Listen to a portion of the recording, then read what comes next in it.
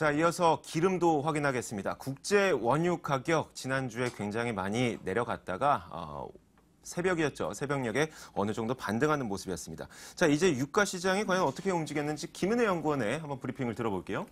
네, 지난주 오일 시장은 주 초반부터 상승하는 모습을 보였습니다. 43.70달러 수준에서 시작했는데요. 주 초반 오펙의 월간 보고서 발표가 있었습니다.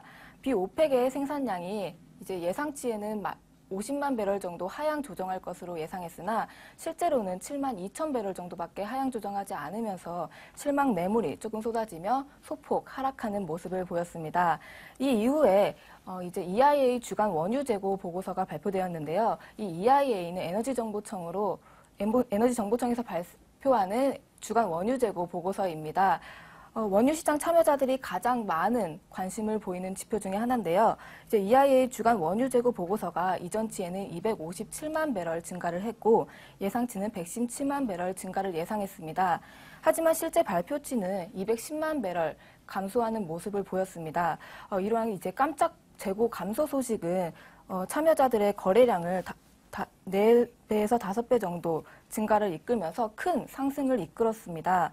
그 이후에도 주 후반에는 FOMC에서 신흥국 경기 둔화 우려감이 확대되면서 주 후반에 신흥국 경기 둔화 우려감이 이제 주 후반의 전체적인 모습을 잡는 모습이었는데요. 이러한 모습은 원유 수요를 감소할 수 있을 것이라는 전망이 이제 유입이 되면서 이제 유가는 하락하는 모습을 보였습니다. 네. 자, 유가는 워낙 이 생산이 줄거나 아니면 소비가 늘어나야지만이 유가의 가격이 올라갈 수밖에 없겠죠. 그런데 지금은 이 두 가지가 좀 혼선이 되어 있는 그런 상황인 것 같습니다. 그렇다 보니까 워낙 이 유가를 예측하기가 쉽지 않은 것 같은데 지금까지 국제유가 들어봤는데 다른 에너지 상품들도 있어요? 다른 에너지는 어떤 게 있습니까? 다른 에너지도 여러 가지가 있습니다. 네. 그러나 이제 하루에 한 가지씩. 네. 오늘은 천연가스를 간단히 말씀을 드리겠습니다. 천연가스는 아마 실제로 이 시청자분들도 과거에 ELS, DLS 할 때 기초자산도 썼었을 텐데요. 네. 천연가스는 여러 가지 매매하실 때 이용하실 수 있지만 매주 목요일 날 우리나라 시간으로 밤 11시 30분에 재고 보고서가 나옵니다. 근데 지난주의 경우에도 그 재고가 크게 이제 감소하면서 사실은 그 천연가스 가격이 크게 움직였었고요. 결국은 그 이후에도 그런 이제 움직임이 이어졌습니다. 그래서 네. 천연가스에 대한 매매를 우리가 검토할 수 있는데 또 이거는 천연가스는 미니 천연가스도 있고요. 이럴 때는 요 재고 보고서를 좀 참고하면 좋을 것 같습니다. 알겠습니다. 자, 그런데 이번 주 그렇다면 에너지 시장이 전반적으로 어떻게 움직일지 에너지 시장에 대한 전망도 말씀해 주시죠. 예, 이 에너지는 우리가 지금 방송에서 하듯이 원유, 우리 투자자분들이 또 시청자분들이 원유에 대해서 가장 관심이 많으실 텐데요. 기본적으로 저희는 원유는 이제 하락보다는 이제 상승 방향으로 많이 보고 있습니다. 잘 아시는 것처럼 이제 원유의 가격이라는 것은 크게 보면은 작년 하반기, 2014년 하반기 달러 강세와 함께 거의 50% 이상 이제 하락을 했고요. 이제 비오페크의 어떤 생산 감소를 계기로 해서 조금 반등을 했다 이제 등락을 보였고 현재 그 47달러, 46달러 이런 정도 선에서 움직이고 있습니다. 근데 저희는 기본적으로 수요일에 나오는 재고 보고서에서도 조금 이 재고가 감소될 것으로 예상을 하고 있고요. 따라서 전체적으로 그런 그 재고 감소 그다음에 경기가 회복될 것이다. 그럼 경기 회복되는 걸 우리가 어떻게 알 수 있느냐? 중국의 PMI 제조업 지수.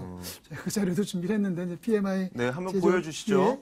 제조업 지수나 또는 이제 곧 나올 겁니다.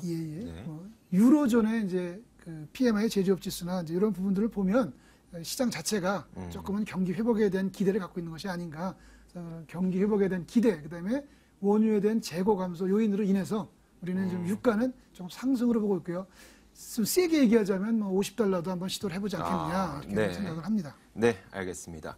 자, 워낙 아직 국제 유가에 국제 기름에 국제 석유의 생산은 줄지 않습니다. 워낙 다들 이제 치킨 게임을 하고 있다 보니까 그럴 수밖에 없고 일단 그 유럽이나 중국에서 소비가 늘어날 것으로 보이기 때문에 국제 유가가 어느 정도 올라가지 않을까라는 전망을 해주셨습니다. 자, 그러면 이번에는 오일을 포함한 포트폴리오 다시 한번 확인하겠습니다.